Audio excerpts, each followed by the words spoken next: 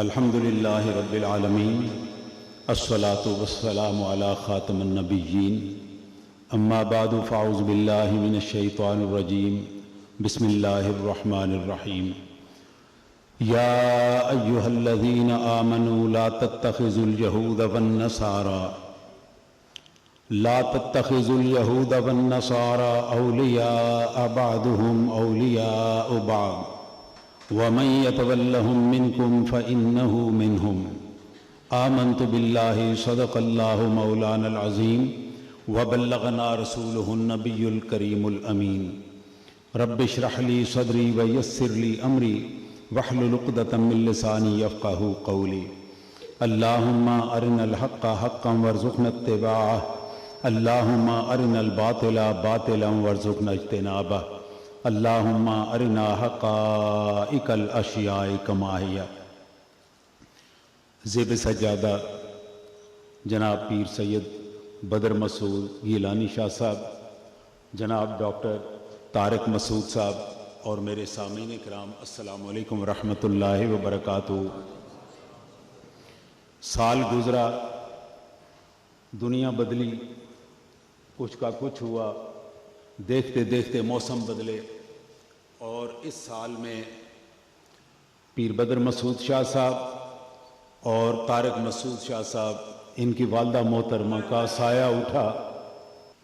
ماں کا سایہ بڑی قیمتی چیز ہے۔ یہ سال اس لحاظ سے ہمارے لیے بھی بڑا اہم اور ان کے لیے بھی بڑا اہم ہے۔ وہ گھڑیاں جو پچھلے عرس میں انہیں میسر تھیں وہ آج میسر نہیں ہیں۔ حضرت بایزید بسطامی رحمۃ اللہ تعالیٰ علیہ، اللہ تعالیٰ نے انہیں بہت لمبی زندگی عطا فرمائی۔ آپ نے اپنی والدہ سے عرض کیا کہ اماں جی، میرے سے آپ کا اور اللہ کے دونوں کے حق ادا نہیں ہو سکتے، یا اللہ کا معاف کروا دیں یا اپنے چھوڑ دیں۔ تو ان کی والدہ نے کہا کہ بایزید، میں اپنے حق چھوڑ سکتی ہوں، اللہ کا حق نہیں معاف کر سکتی، میری طرف سے تم آزاد ہو۔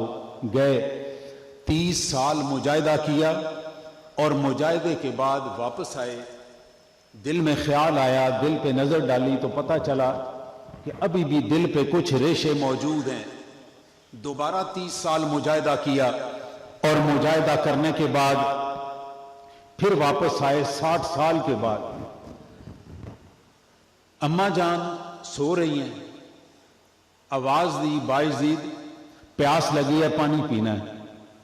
حضرت بایزید بسطامی رحمۃ اللہ تعالیٰ علیہ دیکھا کہ گھر میں پانی نہیں ہے، تو بستام کے ساتھ ایک ندی چلتی تھی، برتن پکڑا اور پانی لینے چلے گئے۔ جب واپس تشریف لائے تو اماں پھر سو گئی، پاؤں کی طرف پانی لے کے کھڑے ہو گئے، یہ نہ ہو کہ اماں آواز دے اور میں سو رہا ہوں۔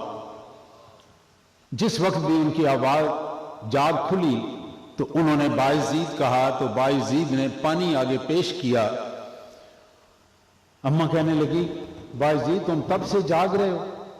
ہاں اماں جی، میں کیسے سوتا، آپ کو پیاس لگی ہوئی تھی، میں کیسے سوتا۔ پانی پلایا، اماں کے دل سے کوئی آواز اٹھی۔ اگلی رات سوئے تو سرکار دو عالم صلی اللہ علیہ وسلم تشریف لے آئے۔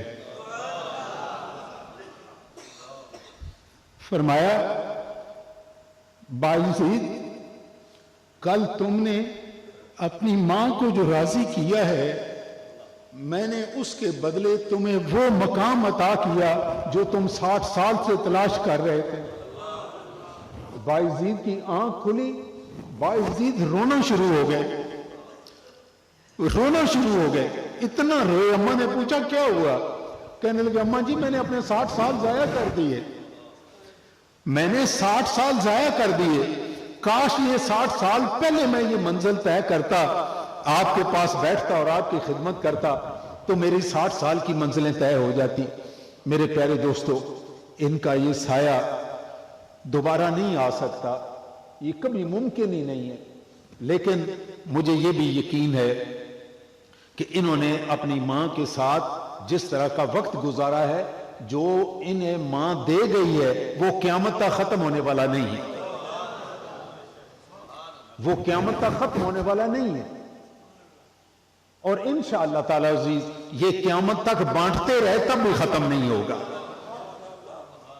میرے پیارے دوستو، یہ ہماری زندگی کی اور آخرت کی ضرورتیں ہیں۔ جن کی مائیں زندہ ہیں، جن کے باپ زندہ ہیں، میری ان سے دست بستہ گزارش ہے کہ ان سے کچھ کمائیں، ضائع نہ کریں، ان سے کچھ کمائیں۔ یہ کمائی آپ کو دوبارہ ملنے کی نہیں ہے۔ میں تھوڑے سارے وقت میں آپ کے سامنے آج کا جو سب سے اہم موضوع چل رہا ہے، ہر جگہ پہ جہاں بیٹھتے ہیں ہمارے سامنے ایک ہی بات ہوتی ہے، فلسطین کا کیا بنے گا۔ ہر بندہ یہ سوال کرتا ہے، میں گھر میں بیٹھا ہوں، میں باہر بیٹھا ہوں، میں ابھی سفر کر رہا تھا، یہ بچے میرے ساتھ تھے، گھر سے نکلتے ہی انہوں نے پہلا سوال میرے سے کیا کہ فلسطین کا کیا بنے گا۔ تو میں اس کے متعلق آپ کے سامنے چند ایک معروضات، تھوڑی ساری اس کی تاریخ کہ اصل میں یہ ہے کیا، رولا کیا ہے۔ اللہ تعالیٰ نے قرآن پاک میں سورہ مائدہ 5واں سورہ 51 نمبر آیت میں فرمایا، یا ایھا الذین آمنوا لا تتخذوا اليہود والنصارى اولیاء بعضهم اولیاء بعض، کبھی بھی نصارہ کو، عیسائیوں کو اور یہودیوں کو اپنا دوست مت بناؤ، اور وَمَن يَتَوَلَّهُم مِّنكُمْ فَإِنَّهُ مِنْهُمْ، جو انہیں اپنا دوست بنائے گا وہ ان کا ساتھی ہوگا۔ اور بیچ میں اولیاء بعضهم اولیاء بعض، یہ آپس میں ایک دوسرے کے دوست ہیں۔ ایک چیز ذہن میں رکھیے، جس وقت یہ آیات نازل ہو رہی تھی اس وقت عیسائی اور یہودی ایک دوسرے کے دوست نہیں تھے، یہ ایک دوسرے کے دشمن تھے۔ حضرت موسیٰ علیہ السلام کے تقریباً 250 سال بعد ایک نبی مبعوث ہوئے جن کا نام تھا شمعون علیہ السلام۔ آپ کے پاس آپ نے حضرت طالوت کو اپنا جانشین مقرر کیا اور بنی اسرائیل کا حاکم بنایا۔ لوگوں نے شور مچایا کہ یہ غریب آدمی، یہ مسکین آدمی جس نے نہ جو چودھری ہے کسی علاقے کا، نہ کسی علاقے کا سردار ہے، اس کو آپ نے ہمارے اوپر حاکم مقرر کر دیا ہے۔ تو انہوں نے فرمایا اس کی نشانی آیت نمبر 247 سورہ البقرہ، اللہ تعالیٰ نے ارشاد فرمایا، ان کا یہ کلام نقل کیا کہ طالوت جب آئے گا اس کی نشانی یہ ہوگی کہ تمہارا تابوت سکینہ جو گم ہو چکا ہے وہ طالوت علیہ السلام دوبارہ تمہارے پاس لے آئیں گے۔ یہ نشانی بتائی، میں بالکل مختصر کرتا ہوں۔ طالوت آئے، طالوت علیہ السلام نے وہ تابوت سکینہ واپس آ گیا۔ ان کے بعد حضرت داؤد علیہ السلام آئے جن کو حضرت طالوت نے اپنی بیٹی بیاہ کے دی تھی۔ تو حضرت داؤد علیہ السلام نے حکومت سنبھالی اور حکومت سنبھالنے کے بعد یہ فیصلہ کیا کہ ہمیں تابوت سکینہ کے لیے، حفاظت کے لیے بہت اچھی عمارت بنانی چاہیے۔ انہوں نے ایک بہت بڑا محل بنایا اور اس کے اندر وہ تابوت سکینہ رکھا۔ وہ محل ان کے دور میں مکمل نہ ہو سکا، وہ ان کے بیٹے حضرت سلیمان علیہ السلام کے دور میں مکمل ہوا۔ اب وہ جو مکمل ہوا اس کا نام پڑ گیا ہیکل سلیمانی، کیونکہ سلیمان علیہ السلام نے بنایا تھا۔ اور اس کے اندر کیا تھا؟ اس کے اندر تابوت سکینہ تھا۔ اب وقت گزرا، کئی 100 سال گزرے، بخت نصر جو کہ آج کا جو عراق ہے اس کا بادشاہ، اس نے ان کے اس ہیکل کو تباہ و برباد کر دیا، اس کی اینٹ سے اینٹ بجا دی، اور جو تابوت سکینہ تھا وہ بھی اٹھا کے لے گئے، اور مکمل طور پہ اس کو اور اس قوم کو، پوری بنی اسرائیل کو وہاں سے اپنا غلام بنا کے، تو جس کو ہم شہر بابل کہتے ہیں، جس کا قرآن پاک میں بھی تذکرہ ہے، انگلش والے اس کو بیبی لون بولتے ہیں، وہ شہر آج بھی موجود ہے۔ اس شہر میں انہیں غلام بنا کے لے آیا۔ آگے عرصہ گزرا، کچھ عرصے بعد بنی اسرائیل نے دوبارہ وہاں پہ ایک ہیکل تعمیر کیا۔ اب اس کا نام پڑ گیا ہیکل دوم۔ پہلا ہیکل اول تھا، دوسرا ہیکل سو۔ حضرت عیسیٰ علیہ السلام کی ولادت ہوئی، آپ اس دنیا میں تشریف لائے، یہودی ان کے مخالف ہو گئے۔ یہودیوں نے اپنی طرف سے حضرت عیسیٰ علیہ السلام کو سولی چڑھا دیا، قتل کر دیا۔ ہمارے نزدیک وہ قتل نہیں ہوئے، اللہ تعالیٰ نے انہیں آسمان میں اٹھا لیا۔ یہودیوں نے عیسیٰ علیہ السلام کو قتل کر دیا، اور یہ عیسائی آج بھی یہودیوں کو حضرت عیسیٰ علیہ السلام کا قاتل سمجھتے ہیں، ان کے نزدیک آج بھی وہ ان کے قاتل ہیں۔ تو دشمنی ان دونوں کی ہے، اور وہ دشمنی چلتی چلتی کہاں تک چلی کہ عیسیٰ علیہ السلام کی قتل کا بدلہ لینے کے لیے یہودیوں نے، عیسائیوں کا ایک بادشاہ تھا جس کا نام تھا جنرل ٹائٹس۔ حضرت عیسیٰ علیہ السلام کے آسمان پر جانے کے بعد، آسمان پر اٹھائے جانے کے 30 سال بعد 70 عیسوی میں جنرل ٹائٹس نے اس جگہ حملہ کیا اور ہیکل دوم کو بھی تباہ کر دیا، تباہ و برباد کر دیا۔ اور یہاں پہ جب ہیکل دوم بھی تباہ ہو گیا، وہ آج تک نہیں بنا، وہ آج تک نہیں بنا۔ اس کی ایک دیوار موجود ہے جس دیوار کو یہودی دیوار گریہ کہتے ہیں۔ اگر آپ ویڈیو دیکھنا چاہیں تو آپ کو ویڈیوز نظر آئیں گی کہ وہ اس کے سامنے کھڑے ہوتے ہیں اور اپنی عبادت کرتے ہیں، اس کو دیوار گریہ کہتے ہیں۔ قرآن پاک میں سورہ بنی اسرائیل پہلی آیت 15واں سپارہ پہلی آیت، سبحان الذی اسریٰ بعبدہ لیلا من المسجد الحرام الی المسجد الاقصی، کہ حضور اکرم صلی اللہ علیہ وسلم کو مسجد حرام سے مسجد اقصی تک کی سیر کرائی گئی۔ تو مسجد اقصی کا اس جگہ پہ ذکر موجود ہے، قرآن پاک میں مسجد اقصی کا ذکر موجود ہے۔ تو مسجد اقصی اسی علاقے میں کسی جگہ پہ موجود تھی جہاں پہ سرکار دو عالم صلی اللہ علیہ وآلہ وسلم نے 1,24,000 پیغمبروں کی امامت کرائی۔ یہ مسجد وہاں پہ موجود تھی، ہیکل کہیں اور تھا، مسجد اقصی کسی اور جگہ پہ تھی۔ اب مسجد کا ذکر بھی موجود، اور اس کے بعد حضرت عمر فاروق رضی اللہ تعالی عنہ، آپ کے دور میں یہ سارا علاقہ جب فتح ہوا تو اس وقت یہاں پہ حکومت کن کی تھی؟ یہودیوں کی نہیں تھی، حکومت کن کی تھی؟ عیسائیوں کی تھی۔ ہم نے، مسلمانوں نے جب یہ شہر فتح کیا اور اس شہر کی چابیاں لی تو ہم نے کس سے لی؟ عیسائیوں سے لی، ہم نے یہودیوں سے نہیں لی۔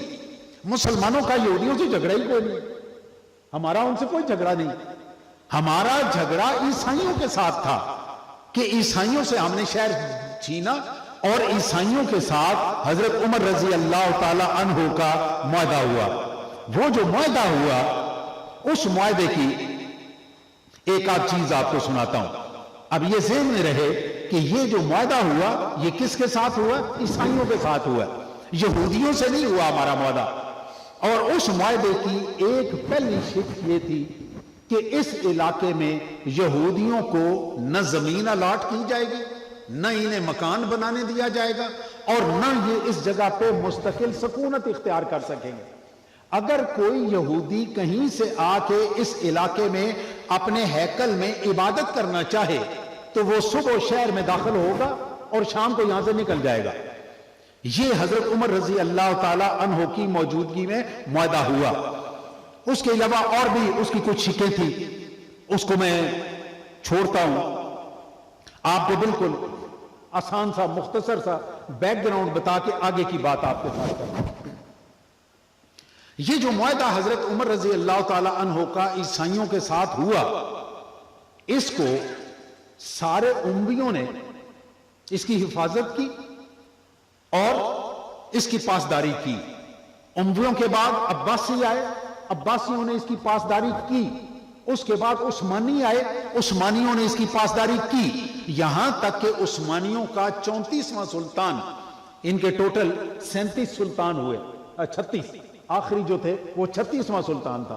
ان کا جو 34واں سلطان تھا جن کا نام تھا عبد الحمید ثانی، اس کے دور میں برطانیہ کے ساتھ ان کی گفتگو ہوئی تو برطانیہ نے اس کو پیسے آفر کیے کہ جی آپ ہم سے اس علاقے کی حکومت بھی لیں، آپ کو اتنا پیسہ بھی دیتے ہیں، یہ سارا کچھ لے کے آپ ہمارے ساتھ صرف یہ فیور کریں کہ یہودیوں کو اس جگہ پہ آباد ہونے دیں، اور جو حضرت عمر والا معاہدہ تھا اس کو ہم ختم کرنا چاہتے ہیں۔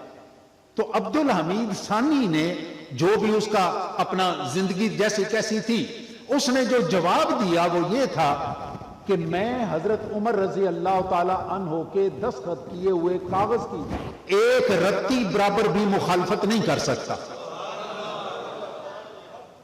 اور یہ ذہن میں رہے ایک بات، جس وقت یہ بات ہو رہی تھی 36واں سلطان عثمانیوں کی خلافت کا یہ بات کر رہا تھا، اس وقت صورتحال کیا تھی؟ اس کو معلوم تھا کہ میری حکومت اب کوئی نہیں رہنی.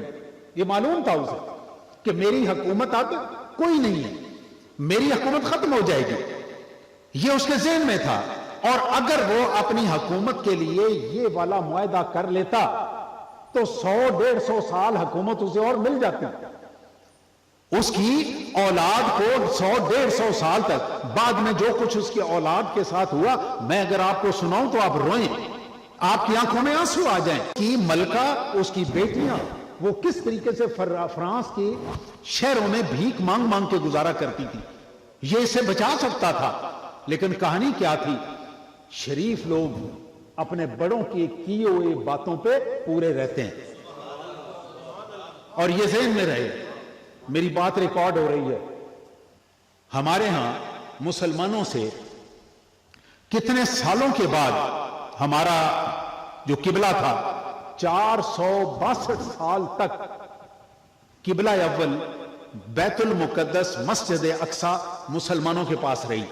462 سال کے بعد 462 سال کے بعد پہلی صلیبی جنگ، ان کا پوپ اربن ثانی، اس نے اس وقت کی حکومت کو آگے کر کے تو ہم سے بیت المقدس چھین لیا. 88 سال بعد سلطان صلاح الدین ایوبی رحمت اللہ تعالی علیہ، اس نے 88 سال بعد دوبارہ بیت المقدس مسلمانوں کو دے دیا، لے لیا ان سے.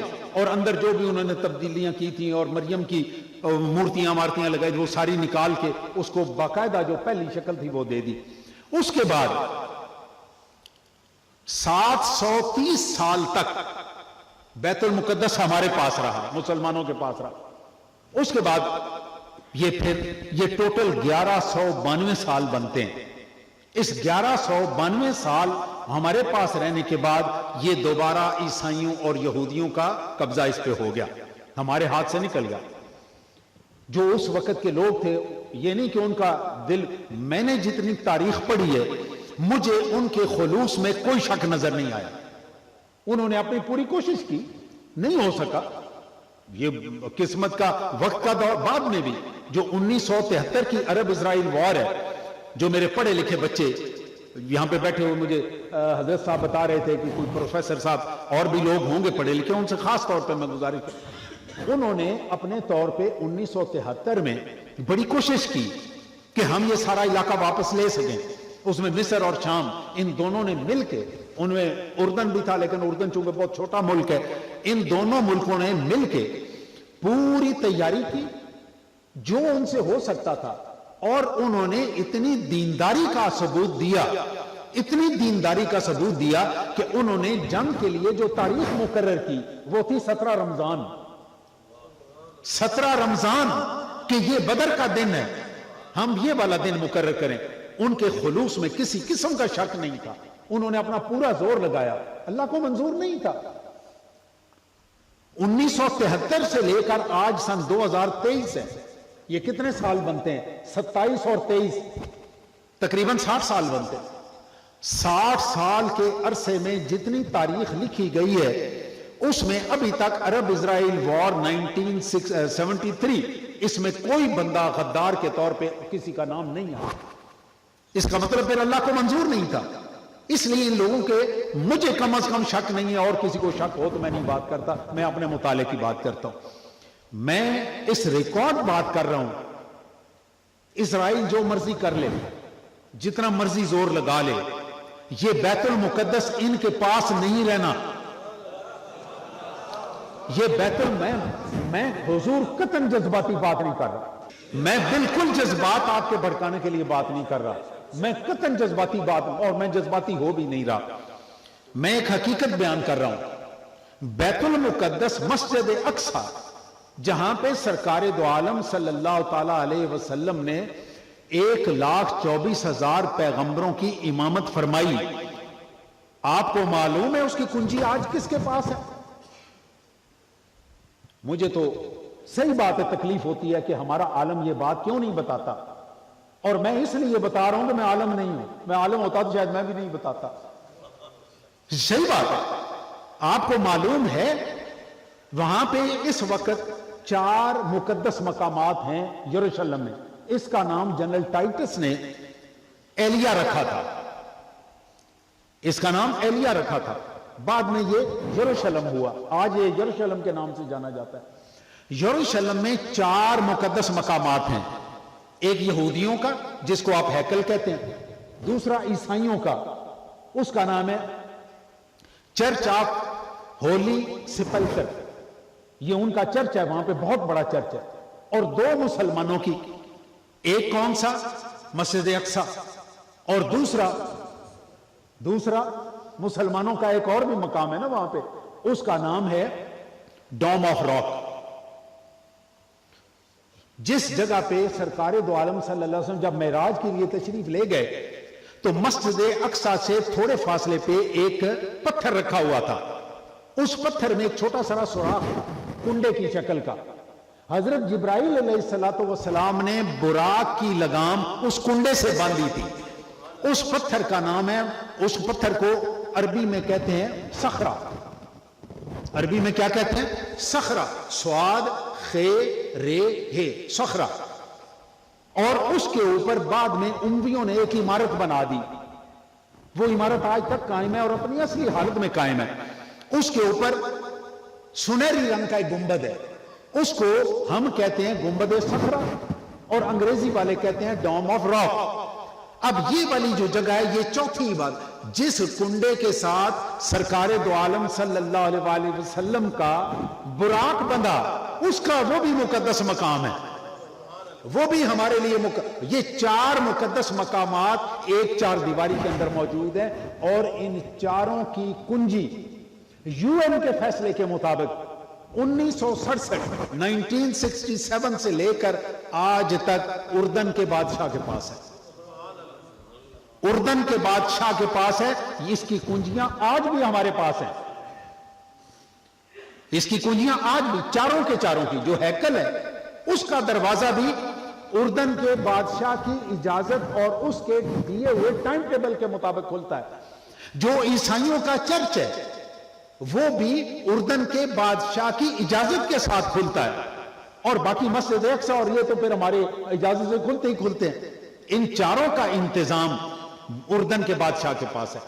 میرے پیارے دوستو، یہ ہوئی تھوڑی ساری ہسٹری۔ اب آئیے آگے چلتے ہیں، اگلی میں بات کروں کہ آگے اس کے ساتھ حماس ایک تنظیم ہے فلسطین کا۔ ہاں، ایک چیز میں اور بیان کر دوں، جب ان کا معاہدہ ہوا برطانیہ کے ساتھ اور برطانیہ نے پورا علاقہ اسرائیل بنا دیا، مسلمانوں کا اپنا مطالبہ تھا کہ ہمیں الگ کریں۔ یاسر عرفات کے دور میں یہ 2 ملک بن گئے، UN نے اعلان کر دیا 2 ملک، ایک فلسطین اور دوسرا اسرائیل، یہ 2 ملک بن گئے۔ اب ایک سائیڈ پہ فلسطینیوں کی، مسلمانوں کی حکومت قائم ہے، ان کا اپنا صدر، وزیر اعظم، ہر چیز ان کی موجود ہے، لیکن جو بڑے تو پھر بڑے ہوتے ہیں نا، انہوں نے اس میں بددیانتی کی، اور بددیانتی کر کے اس کے درمیان سرحد قائم کرنے کی بجائے یروشلم کو اسرائیل کا دارالخلافہ بنا دیا، کیپٹل بنا دیا۔ اب وہ کیپٹل مسلمانوں کا ہے۔ یہ بالکل ایسے ہی سمجھیں کہ ہم پاکستان میں ہیں، ہمارا کیپٹل کون سا ہے؟ اسلام آباد۔ ابھی ہم کل کو اسلام آباد کی بجائے دلی میں اپنا کیپٹل بنا دیں، اب ہمیں کو بنانے دے گا؟ انہوں نے کیپٹل جو تھا وہ یروشلم میں شفٹ کر دیا، تو یہ ادھر آ گیا۔ یہ بددیانتی مسلمانوں کو ہضم نہیں ہوئی۔ اب وہ کرتے کیا ہے؟ ہر سال 1.5 سال 6 مہینے بعد اسرائیل کے فوجی داخل ہوتے ہیں، ادھر آ کے لوگوں کو مارتے ہیں۔ ابھی تقریباً 3 یا 4 سال پہلے ایک ویڈیو بہت وائرل ہوئی تھی، مجھے نہیں معلوم آپ لوگوں میں سے کتنوں کو دلچسپی تھی۔ ایک 4-5 سال کا عرب بچہ وہ زمین پہ گرا ہوا ہے، بلکہ گرایا ہوا ہے، اور ایک اسرائیلی فوجی نے اس کی گردن کے اوپر اپنا پاؤں رکھا ہوا ہے۔ وہ بچہ نیچے شور مچا رہا ہے اور اس نے گردن پاؤں کے ساتھ دبا کے بچہ مار دیا۔ کتنی ہماری عورتیں وہ ساری کی ساری اسی طرح سے ماری گئی۔ بچے مارے گئے، ہمارے بوڑھے مارے گئے. اور یہ علاقہ کہلاتا ہے ایک شہر ہے غزہ. یہ غزہ کا شہر مصر کے ساتھ لگتا ہے، مصر اس سے مشرق کی طرف ہے. اب اس علاقے میں غزہ جو ہے یہ دنیا کا سب سے زیادہ گنجان آباد علاقہ ہے. گنجان آباد ہم کیسے کہتے ہیں کہ 1 مربع کلومیٹر میں کتنی مخلوق آباد ہے. تو یہ جو غزہ کا علاقہ ہے یہ دنیا کے جو سب سے زیادہ گنجان آباد ترین علاقے ہیں ان میں سے. اس کی آبادی 25 لاکھ لوگوں پہ مشتمل ہے. ابھی میں کئی دنوں سے اپنے پاکستانیوں میں سے 2-4 ڈرائنگ روم سکولرز ان کی زبان سے میں سنتا ہوں حماس نے زیادتی کی.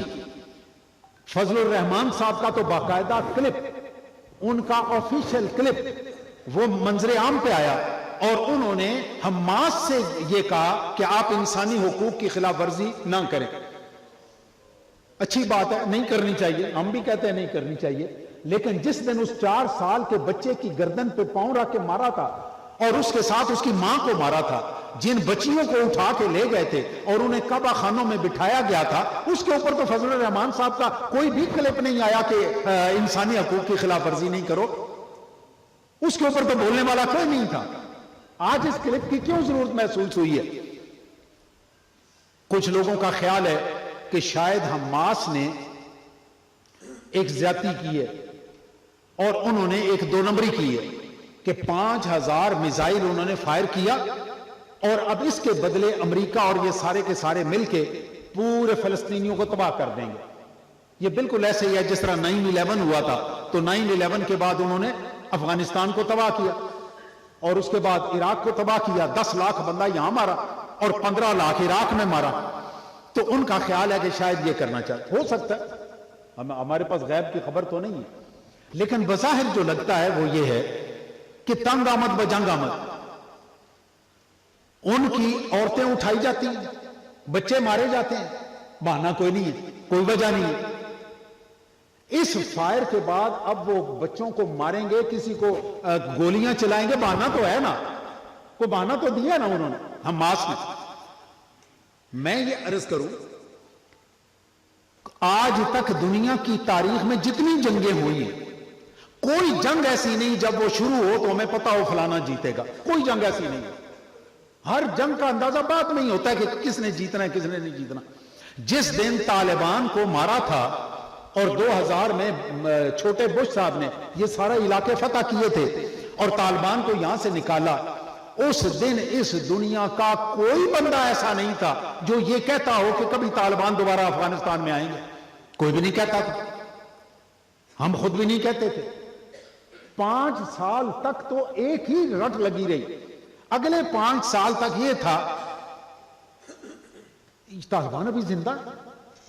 10 سال بعد تب سے بدلنے شروع ہوئے اور 20 سال بعد لوگوں نے وہ منظر دیکھا کہ دنیا کی واحد سپر پاور جس، اور مزے کی بات آپ کو بتاؤں، دنیا کی تاریخ 14,000 سال آدم علیہ السلام سے لے کر آج تک کی تاریخ میں طالبان کی جنگ ایک واحد جنگ ہے جس میں ایک گروپ ایک طرف ہے اور پوری دنیا ایک طرف ہے.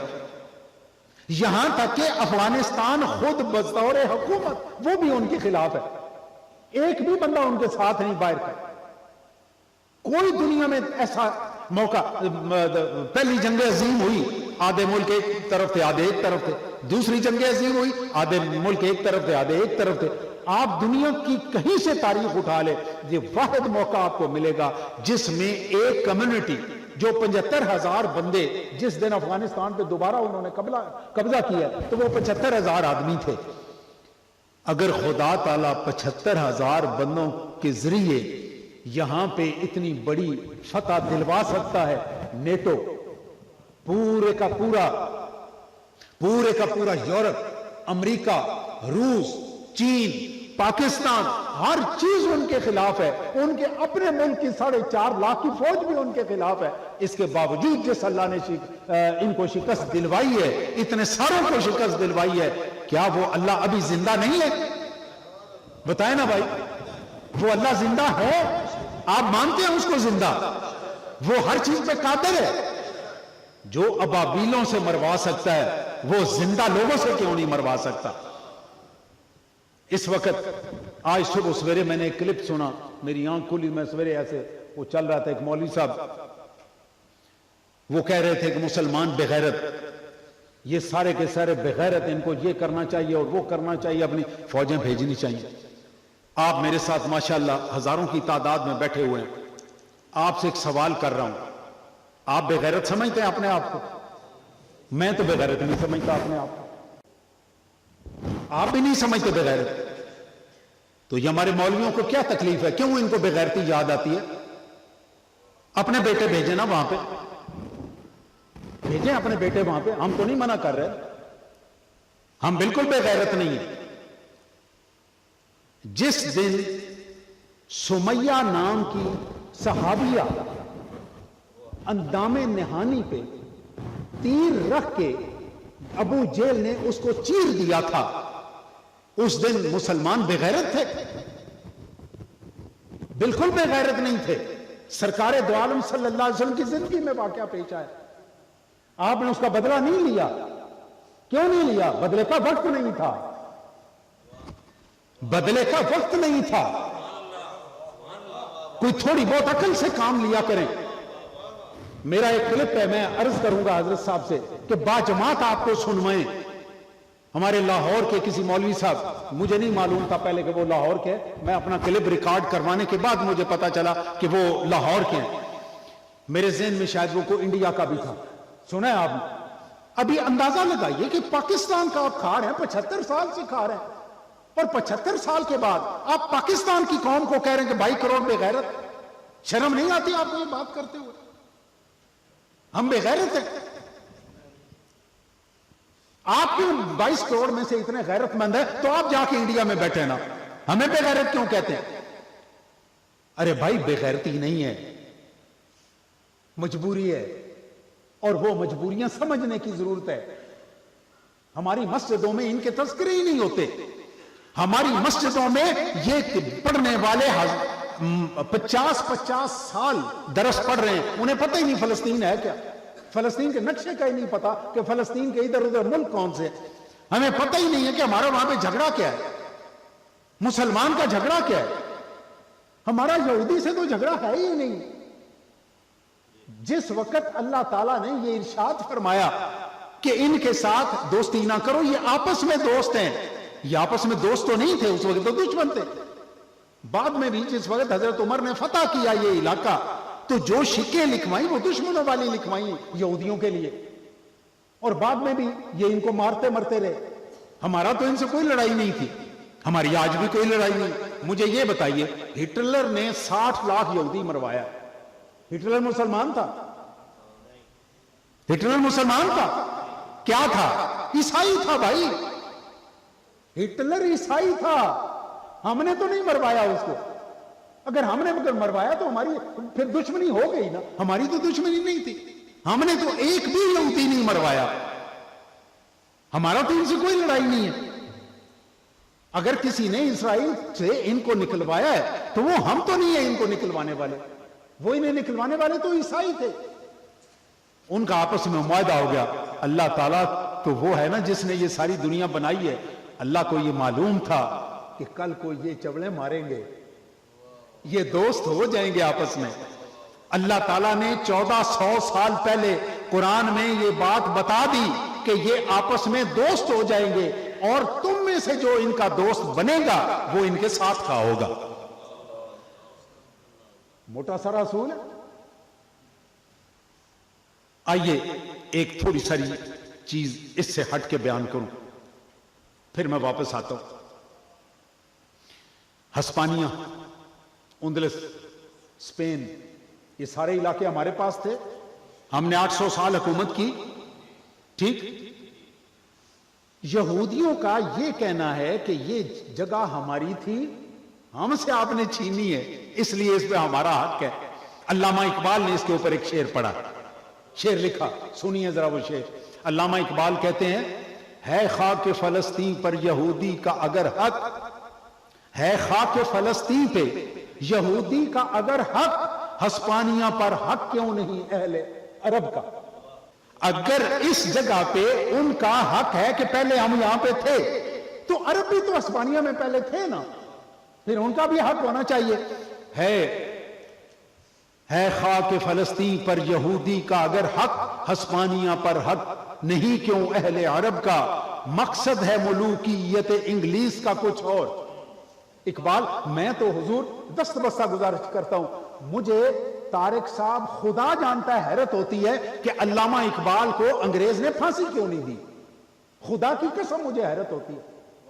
یا تو اس کو اردو نہیں سمجھ آئی اقبال کی فارسی نہیں سمجھ آئی، یا اپنے بندوں کو نے اس کو اردو میں سمجھایا نہیں کہ یہ کیا رہا ہے. مقصد ہے ملوکیت انگلیس کا کچھ اور، قصہ نہیں نارنج کا یا شہد و رطب کا. یہ کوئی شہد کی بوتل نہیں ہے کہ ادھر سے اٹھاؤ اس کو دے دو اور ادھر سے اٹھا کے، یہ کوئی مالٹے کا پھل نہیں ہے کہ یہ طارق صاحب سے اٹھاؤ اور ان کو دے دو. یہ پوری کی پوری فلسطین کی سلطنت کا مسئلہ ہے. اور انگلش گورا وہ کیا چاہتا تھا، یہ آج آپ کو سمجھ آ رہی ہے کہ وہ کیا چاہتا تھا. یہ آپس میں مل کے نہ بیٹھے، اور ہم مل کے نہیں بیٹھ رہے. میرے پیارے دوستو، آئیے واپس چلتا ہوں. میں ہسپانیہ پہ حق آپ کو سمجھ آ گیا. میں آخر میں دو چیزیں آپ سے بیان کرنی ہیں، وہ یہ اس کا بننا کیا ہے آگے، اور دوسرا یہ کہ جو ہم یہاں سے کہتے ہیں نا کہ پاکستان کی فوج بھیج دو، فلانے کی فوج بھیج دو. سب سے پہلے جس ملک کی فوج کا حق بنتا ہے وہاں پہ جا کے لڑنے کا، وہ سعودی عرب کی ہے. سب سے پہلا حق مجھے سعودی عرب کے مقدس مقامات مکہ مکرمہ اور بیت اللہ شریف اور مدینہ منورہ، مجھے بتائیے کون سا فرقہ ہے جو ان دونوں مقامات کو مقدس نہیں سمجھتا؟ بتائیں مجھے. آپ نہیں سمجھتے؟ ہمارا تو قبلہ کعبہ وہی ہے، باقی لوگوں کا بھی قبلہ کعبہ وہی ہے. جب ہمارا قبلہ کعبہ وہی ہے تو ہمارا تو مرکز وہ ہے. سب سے پہلے تو سعودی عرب کو جانا چاہیے. جو یہاں سے نعرے مارتے ہیں وہ محمد بن سلمان کو کیوں نہیں کہتے کہ تم جاؤ جا کے وہاں پہ اپنی فوج بھیجو؟ اس کے ساتھ مصر جیسا تگڑا ملک وہ بیٹھا ہوا ہے، اس کو کیوں نہیں کہتے؟ اردن، ہاشمائٹ کنگڈم آف جارڈن، اتنا بڑا لقب جس کے پاس کنجیاں اس کو کہنے جا کے لڑے.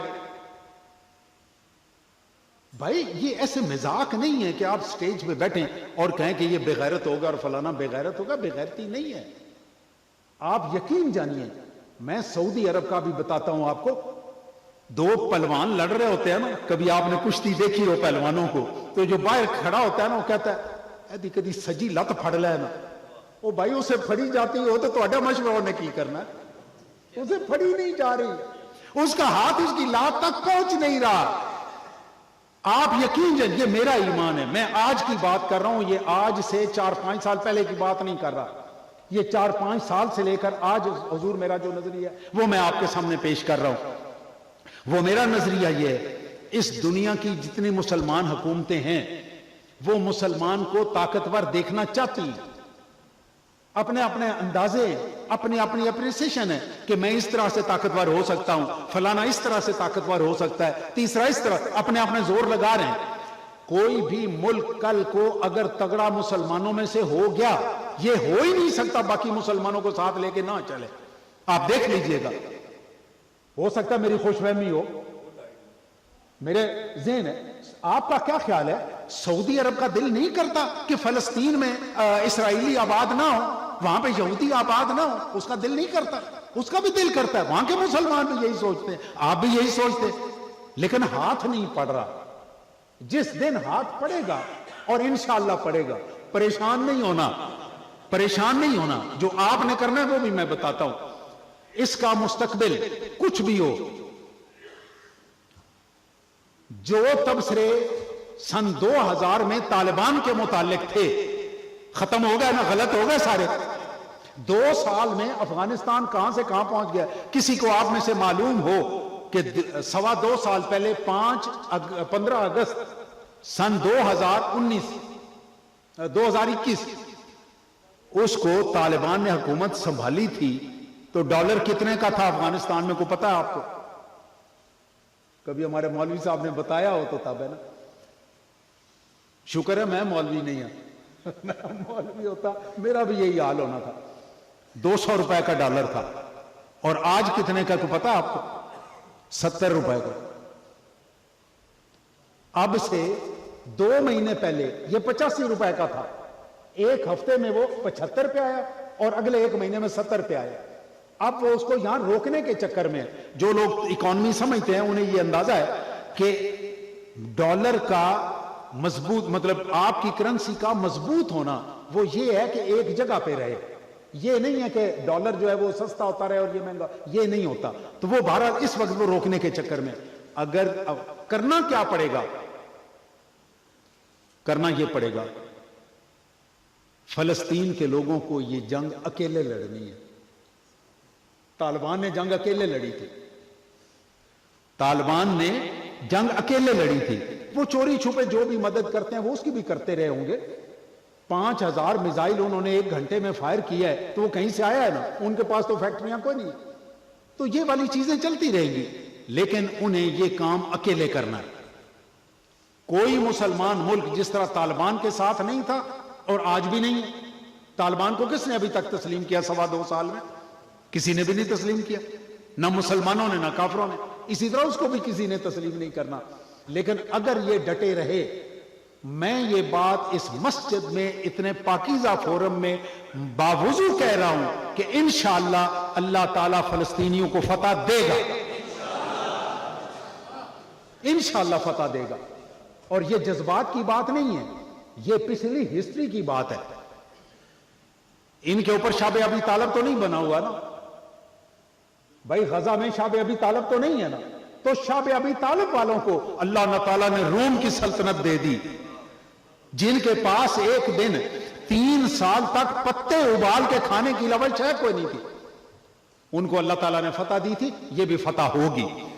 अभी भी आप देखिएगा, अभी उन्होंने अल्टीमेटम दिया है कि जी खाली करो 24 घंटे। 24 घंटे तो 3 दफा गुजर चुके हैं। उन्होंने आगे से ऐलान किया हमारा कोई बंदा गजा छोड़ के नहीं जाएगा। अगर अल्टीमेटमों से लोग भागना शुरू हो जाए ना, तो दुनिया कुछ की कुछ हो जाए। मैं गजा के लोगों को इस बात पे मुबारकबाद पेश करता हूं कि उन्होंने एक बच्चा भी अपने शहर से निकल के बाहर नहीं जाने दिया। उन्होंने कहा हमने मरना भी इधर है और जिंदा भी इधर रहना। ये कौमें जिंदा रहती हैं, ये भागने वाले कभी नहीं जिंदा रहते, और वो नहीं भागे। इंशाअल्लाह ताला वो यही रहेंगे, वो ठीक रहेंगे। कोई नहीं, बिजली नहीं थी तब भी गुजारा होता था, पानी तो हजरत इमाम हुसैन पे भी बंद हो गया था, इन पे बंद हुआ, पानी फिर आ जाएगा, रोशनियां फिर आ जाएंगी। सबसे पहली बात यह है मोहम्मद अरबी का कलमा जिंदा रहना चाहिए। ये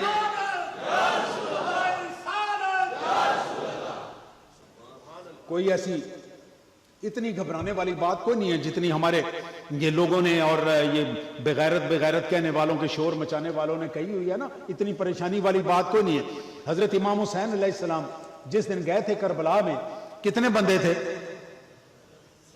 कितने बंदे थे भाई? तो अनुशक के कोई शायद तो ख्याल हो कोई 72,000 की फौज थी भाई। 72 बंदे थे टोटल। आपको नहीं पता था कि 72 बंदे आगे 40,000 का मुकाबला नहीं कर सकते? नहीं पता था? बड़ा पता था भाई, घर से चलते हुए पता था कि मैं इनका मुकाबला नहीं कर सकता, हम इनके सामने मारे जाएंगे। और मारे गए भी, सारे शहीद हो गए, एक भी नहीं बचा पीछे। मेरे प्यारे दोस्तों, क्या इसकी वजह से हजरत इमाम हुसैन को सुलह पे दस्तखत करके वापस चले जाना चाहिए था? नहीं जाना चाहिए था। तबूक का मुकाबला हुआ, मुसलमानों की फौज कितनी थी? 3,000। कितनी? सारे कहो ना, इतना तो आज याद कर ही जाओ ना। मुसलमानों की फौज कितनी थी? 3,000। और ईसाइयों की फौज कितनी थी? 80,000। 80,000 ये तारीख में कम से कम लिखी हुई है। लिखने वालों ने 2 लाख भी लिखी है, लेकिन जो कम से कम तादाद लिखी है वो 80,000 लिखी है। 80,000 का लश्कर और 3,000 का लश्कर। मुझे आप अपने ईमान से बताएं, जो वो 3,000 में आप होते, आपके दिमाग में क्या बात होनी थी कि यार 80,000 का बंदा आगे खड़ा हुआ है और हमें इधर वो करा दिया है इसके साथ। और फिर आप फरमा रहे हैं, आप वहां से चलते हुए फरमा रहे हैं जैद शहीद हो जाए।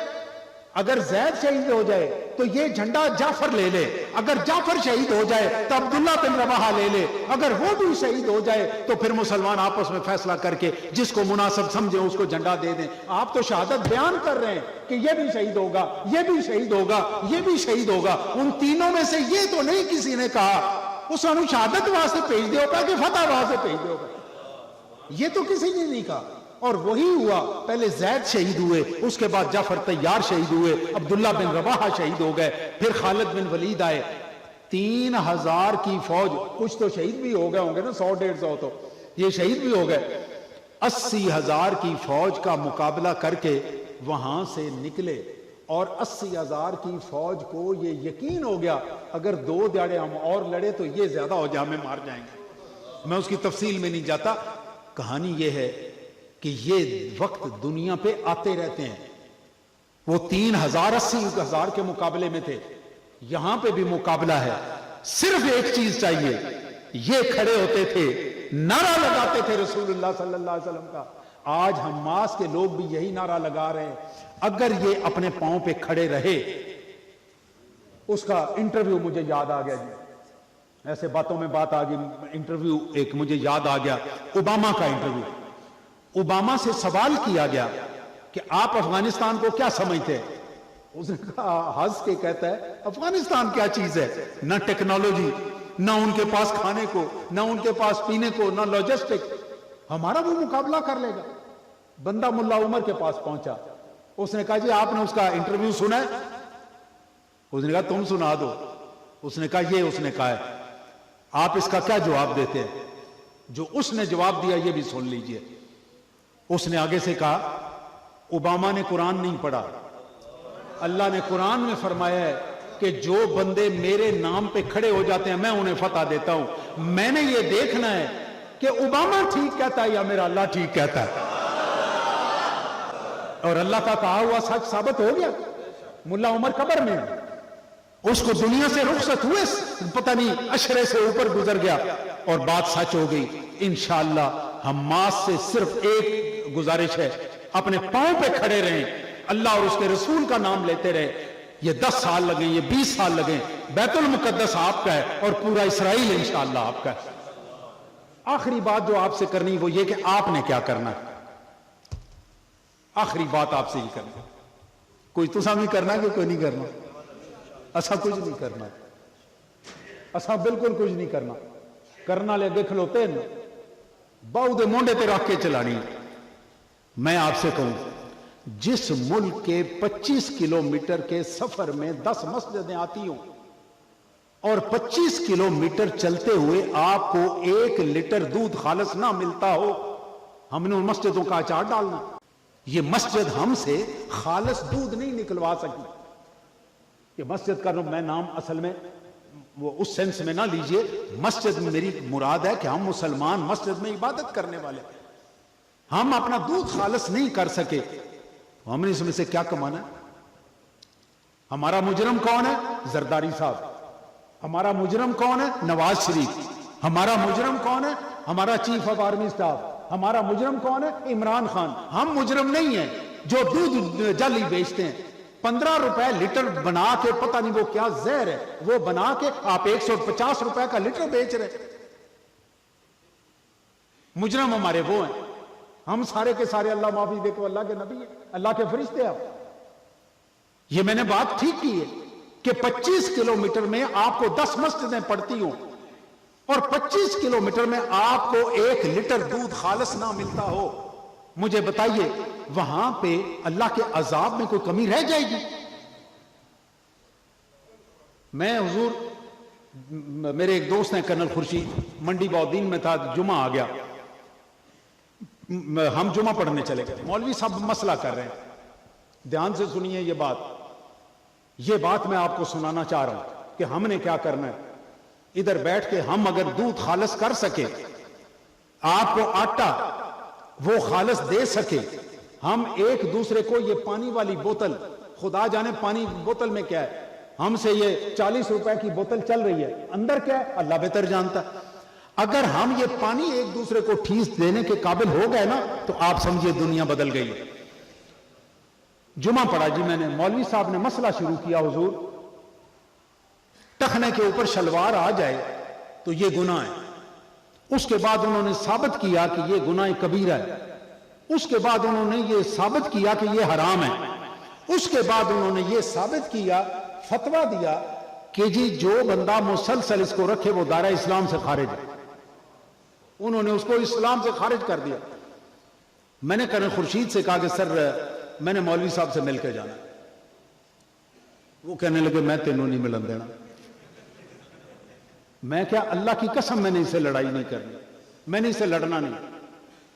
खैर वो मुझे खींच खांच के बाहर ले गए, उन्होंने मौलवी साहब से नहीं मिलने दिया। मैंने कहा आपने मौलवी साहब को मेरा एक पैगाम देना है, ये पैगाम आप सारों के लिए भी है। मैंने कहा आपने सिर्फ एक पैगाम देना कि हजरत जुनैद बगदादी रहमतुल्लाह अलैह बहलोल के पास गए। बहलोल से कहते हैं मुझे कोई नसीहत करो। बहलोल ने कहा भाई तुम आलिम हो, पीर हो, मौलवी हो, मैं तो दरवेश चल्ला सा बंदा हो। उसने कहा नहीं जी जो भी है मेरी आप मुझे नसीहत करें। बहलोल ने कहा जुनैद ये बताओ खाने के क्या आदाब होते हैं। जुनैद शुरू हो गए, पहले हाथ धोना, कुल्ली करना, और जनाब एक गोटा खड़ा करना, एक नीचे, अपने आगे से खाना, आखिर में अल्हम्दुलिल्लाह कहना वगैरह सारी उन्होंने। कहने लगे इतना बड़ा पीर बन गया तेनों रोटी खानी में नहीं आई। उसने कहा जी आई तो पूछन आया, कभी आप भी ये पूछने के लिए निकला करें। बहलोल ने कहा खाने का सबसे पहला अदब यह है कि खाना हलाल पैसे का हो।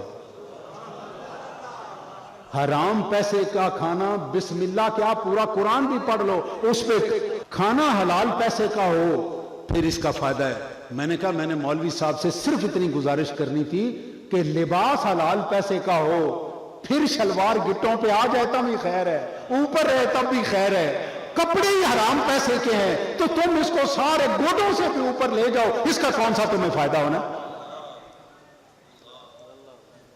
चोरी का मुर्ग, हुजूर चोरी का मुर्ग ऊपर बिस्मिल्लाह अल्लाहु अकबर पढ़ रहे, चली कौम हो गई है। मुझे बताओ वो बिस्मिल्लाह पढ़ने से हलाल हो जाएगा? रिश्वत के पैसों की कुर्बानी, क्या वो बकरा या वो कट्टा आपने लिया वो ये हलाल हो जाएगा? सबसे पहली चीज क्या है, आपका रिज्क हलाल हो। अगर रिज्क हलाल है तो आपके बाकी मामलात सारे के सारे ठीक हो जाएंगे।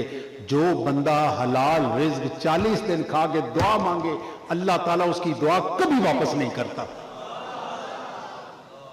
मुझे, आप तो नेक लोग हैं, अपनी बात करता हूं, मैं अपनी रोजी की कसम नहीं दे सकता। 40 मिनट की भी 40 दिहाड़े तो हुजूर बड़ी लंबी बात है। हमने एक हजरत साहब बहुत बड़ी गद्दी अपने कानों से सुना कि आप ये जो रिश्वत के पैसे होते हैं ना, ये हमें दे दिया करें, हम समंदर हैं, हम कोई खड्डा नहीं है जो खराब हो जाए, समंदर खराब। सरकार दो आलम सल्लल्लाहु अलैहि वसल्लम से बड़ा कोई हो सकता है? वो तो अपने अंदर ये ना जाने दे और आज के मौलवी साहब ये कहें सानू दे उसी समंदर, वो समंदर नहीं थे। कुछ खुदा का खौफ करना चाहिए। मेरी आपसे आज के दिन में सिर्फ इतनी गुजारिश है, आप जो काम करते हैं आप अपना काम करें, कमाएं हलाल, अपनी औलादों को हलाल खिलाएं, खुद हलाल खाएं। आप यकीन जानिए ये दरखास्त करने की जरूरत नहीं पड़ेगी कि यहां से फौज उधर भेजो। अल्लाह ताला आपके दिलों से वो नूर भेजेगा जिस नूर के साथ इंशाअल्लाह हम्मास और हमारे कश्मीरी भाई सारे के सारे फतह लेंगे। व आखिर दावाना अनिल हम्दुलिल्लाहि रब्बिल आलमीन।